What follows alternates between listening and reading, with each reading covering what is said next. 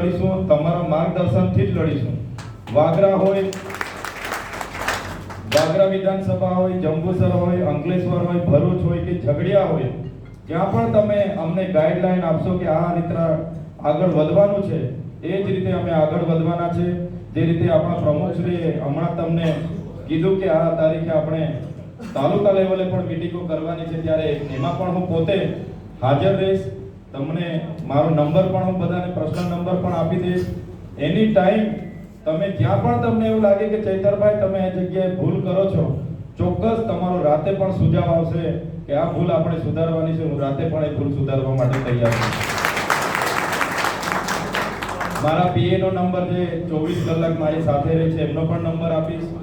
ક્યાંય તમારે જરા પણ નાનું મન નથી કરવાનું, ક્યાંય પણ એવું મનમાં નથી લગાડવાનું કે અમને પૂછવામાં નથી આવ્યું. તમે બધા જ મારા માટે સરખા છો.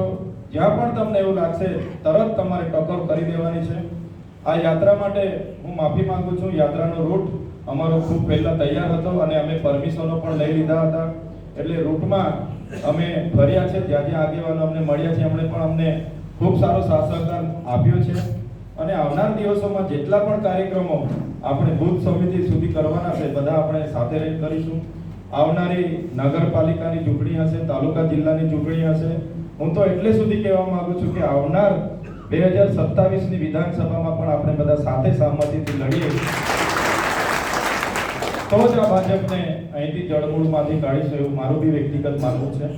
અને ચોક્કસ આજે ઘણો આનંદ થયો કોંગ્રેસ પાર્ટીના તમામ સાથીઓને મળીને.